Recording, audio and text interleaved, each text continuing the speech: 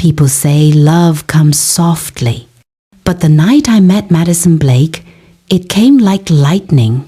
I was just Liam Carter, a poor 20-year-old boy working late shifts at a fancy restaurant near the city harbour. I washed dishes for a living, saved every penny, and dreamed of one day escaping the small broken apartment I shared with my sick mother. Nothing in my world was beautiful until she walked in. Madison Blake, 19, billionaire's daughter. A girl whose smile could make the stars jealous.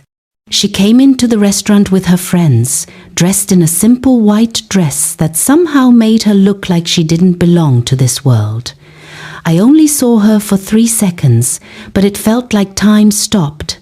Then everything changed when she accidentally walked into the kitchen area, trying to escape paparazzi waiting outside. That was how our eyes met. Her breath caught. My heart nearly fell out of my chest.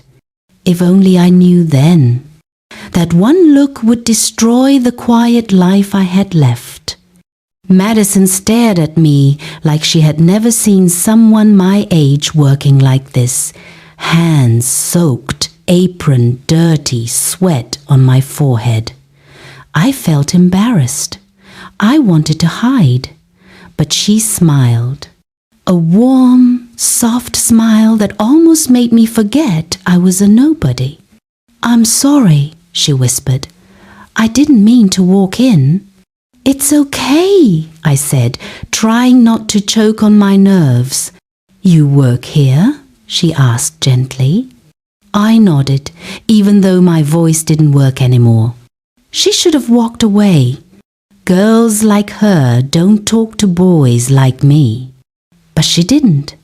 Instead, she noticed the little drawing I had taped above the sink, a sketch of the ocean I made during break hours. Her eyes lit up. "You drew this?" I nodded again, expecting her to laugh. But she whispered, "It's beautiful." No one had ever said that to me, not even once. Before she left, she said something that changed everything. "I hope I see you again, Liam." From that moment, she wasn't just the billionaire's daughter. She became the girl I couldn't stop thinking about. For 3 days, she didn't come back. I told myself to forget her. She lived in mansions. I lived in a leaking apartment. She had bodyguards. I had overdue bills. She had a future. I had survival. But on the 4th day, she returned. This time she didn't come with friends. She came alone. She sat outside the kitchen door, waiting for me to go on break. I didn't understand why. I thought maybe she felt bad for me. But she looked up with those soft blue eyes and said, "I wanted to talk to you." We walked outside near the harbour. She listened as I told her about my life, my mother, my dreams of becoming an artist. No girl had ever listened to me like that. And when she spoke about hating fame, hating expectations, hating how lonely her mansion felt, I realized she was rich in money, but poor in freedom. And that made us more alike than I ever imagined. Feelings grow fast when they're forbidden. We started meeting after my shifts, at the harbour, behind the old lighthouse, in quiet places where her father's guards wouldn't see. Madison would bring snacks, and I would bring my little sketchbook. She would laugh at my jokes, and I would drown in her smile. But soon, emotions became dangerous. We sat on the rocks one evening, watching the sunset, when she whispered, "Liam, I like being with you." My heart stopped. I felt like I was breaking a rule written in the sky. "I like being with you too," I whispered back. She leaned against my shoulder And in that moment, the whole world disappeared. But happiness never comes without a price. Because a black SUV stopped on the road above us. Her father's head of security stepped out, looking furious. He had found us. Madison froze. I stood up, terrified. And that was the night everything changed. The guard dragged Madison toward the car, yelling into his phone. I heard one sentence that crushed me completely. Sir, we found your daughter with a poor boy. A poor boy. That was all I was to them. The next morning, 2 men in black suits came to the restaurant. They didn't talk gently. They cornered me behind the building and said, Mr. Blake wants you to stay away from his daughter. She is not your level. If you continue seeing her, you will regret it. They shoved an envelope into my hand filled with money. Money meant to erase me. I threw it back at them. I might be poor, but I wasn't for sale. But rejecting that money was a mistake, because the Blake family did not tolerate defiance, and they were about to make my life a living nightmare. Madison tried to reach me. She called, she messaged, but all her calls came from hidden numbers because her father had taken her phone away. She told me they locked her in the mansion for protection. Protection from me. A boy who only wanted her smile, not her wealth. Then, one night, Madison escaped. She showed up at the restaurant, breathless, wearing a simple hoodie and jeans.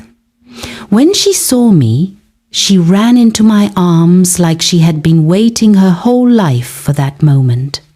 I don't care what my father says, Liam, she cried. I love you. I froze.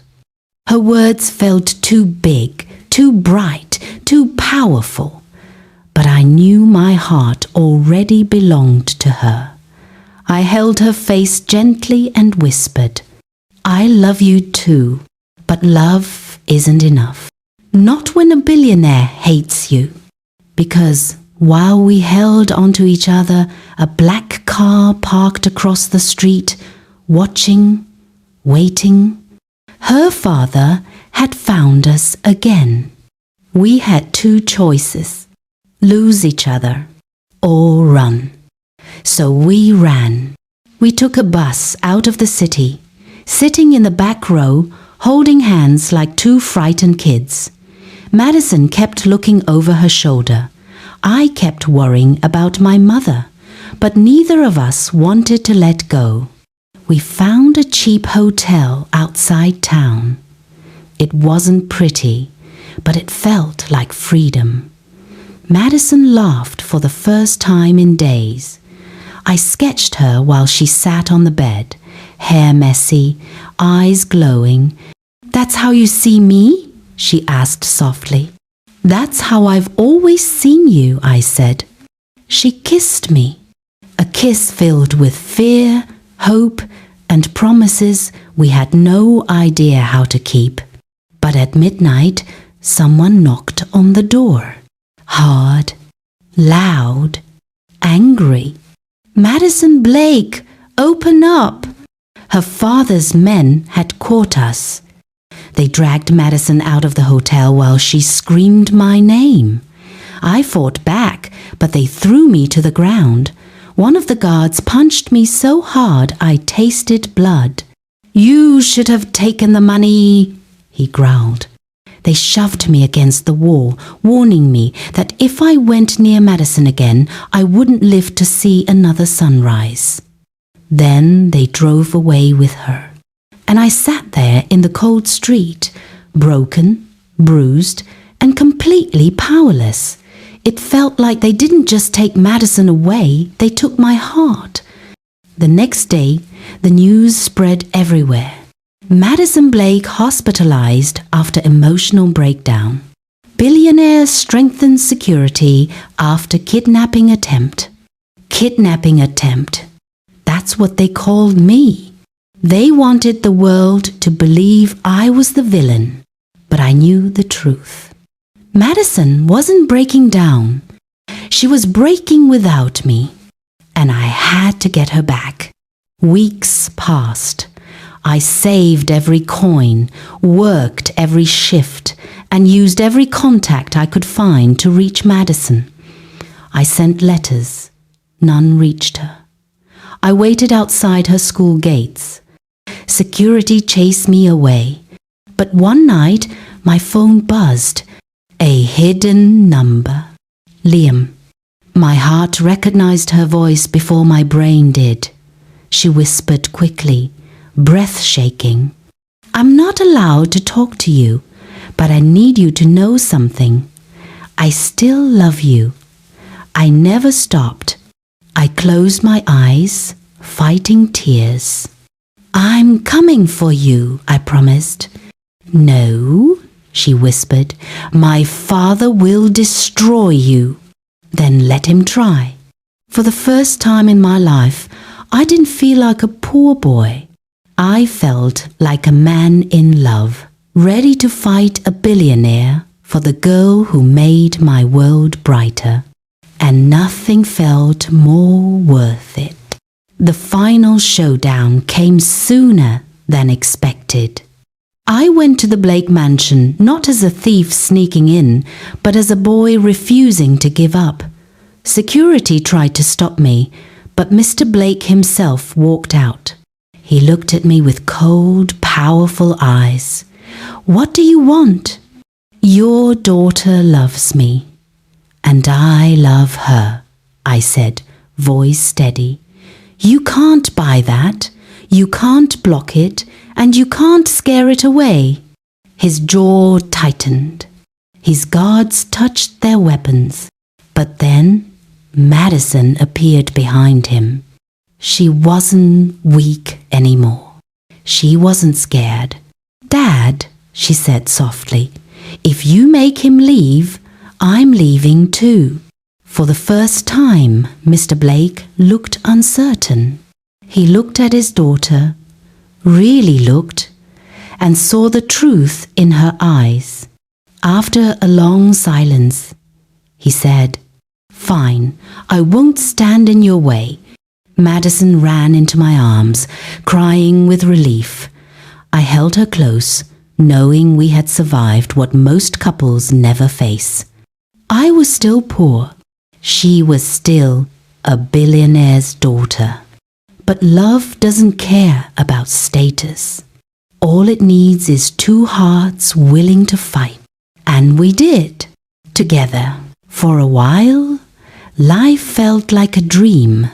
Madison and I finally had peace. Her father tolerated us, even though I could feel his eyes watching my every move. But Madison didn't care.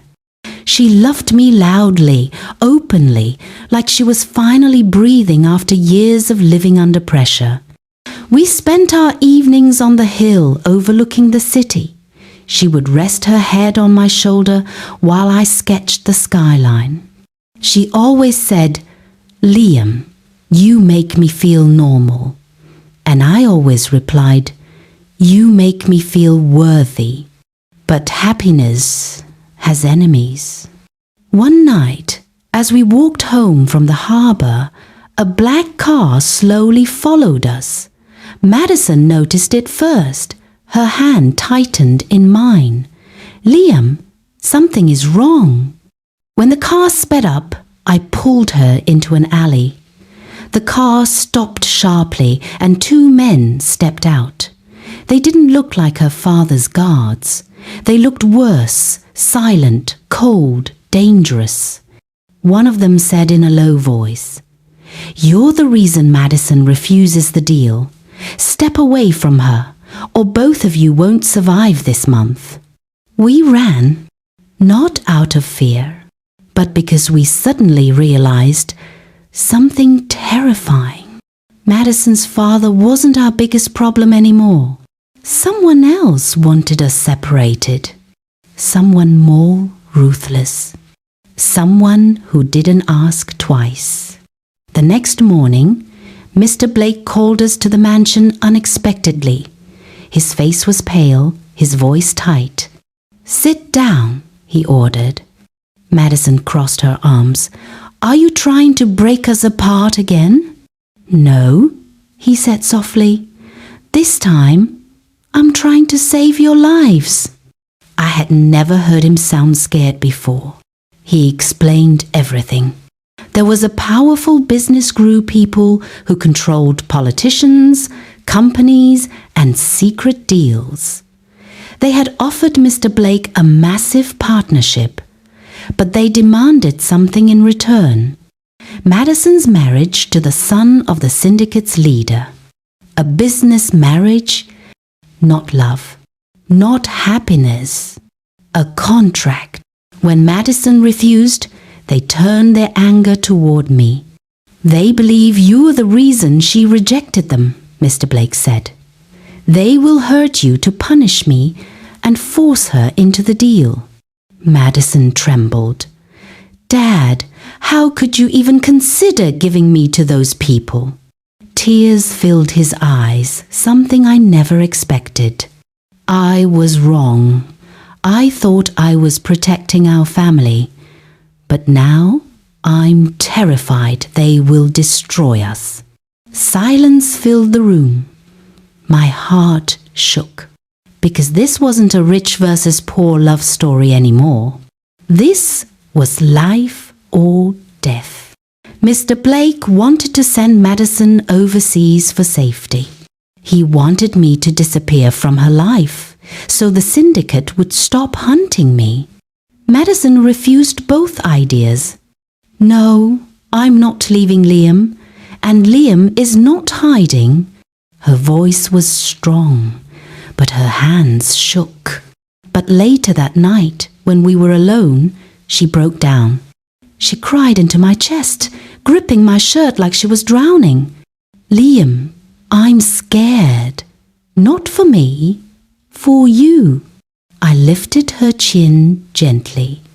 "We can face this together." But she shook her head. "You don't understand. These people don't threaten, they destroy." That night, she asked me the hardest question she had ever asked. "If I let you go, will you be safer?" Her voice broke. My heart shattered. I whispered, "Madison, don't ask me to walk away." But she pressed her forehead to mine.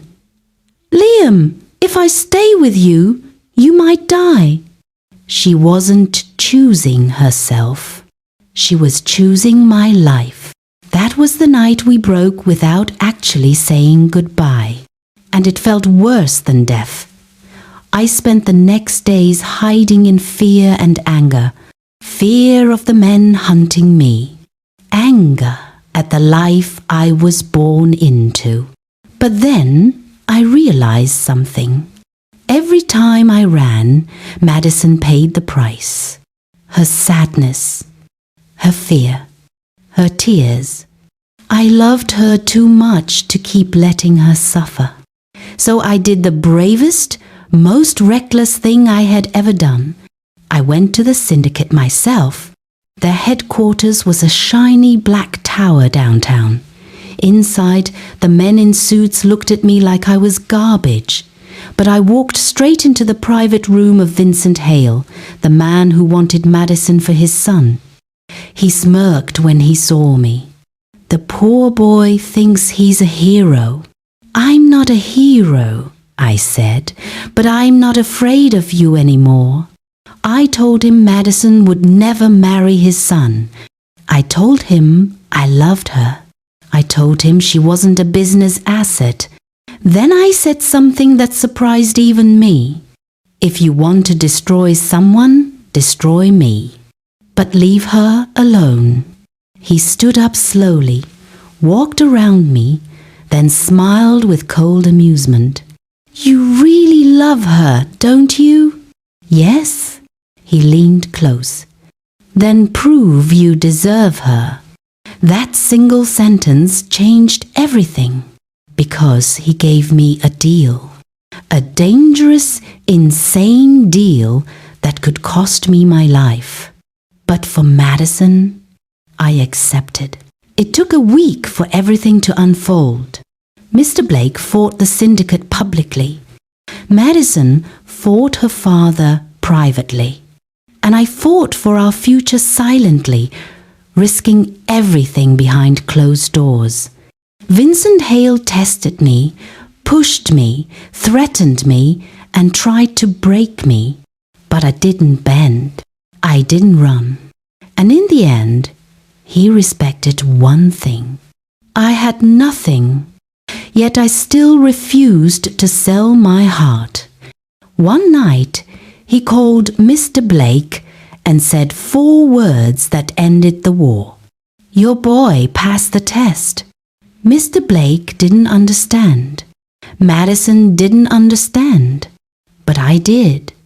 Vincent Hale wanted to see one thing, whether I would betray Madison for safety or money. I didn't. And that was how I won the respect of a powerful man. The marriage contract was cancelled. The threats stopped. The syndicate backed away. Madison ran to me that night, crying and laughing at the same time. You came back, she whispered. I never left, I replied. She held my face in her hands, and for the first time in months, there was no fear in her eyes, only love. In that moment, we knew the truth. A poor boy and a billionaire's daughter weren't supposed to fall in love. But we did. The world tried to break us. Money tried to divide us. Power tried to scare us. But love won. And this time, it was the end. But it was also our beginning. This story teaches us that love is not about money, status, or background. True love is built on loyalty, sacrifice, courage, and honesty. It shows that even when the world tries to separate two people, love becomes stronger when both hearts refuse to give up. Liam and Madison proved that you don't need to be rich to be worthy of love. You don't need power to protect the people you care about. You don't need a perfect life to deserve happiness. All you need is a fearless heart, a pure intention, and the strength to stay when everything tries to pull you apart. No matter your background, you are enough, and you deserve real love, love that chooses you in the light and fights for you in the dark. If this story touched your heart, inspired you, or kept you watching till the end, don't forget to like, subscribe, and share this video for more stories. Your support helps us create more beautiful, emotional, powerful stories just like this one. So hit that subscribe button, turn on notifications, and join our storytelling family. More magic is coming. Stay tuned.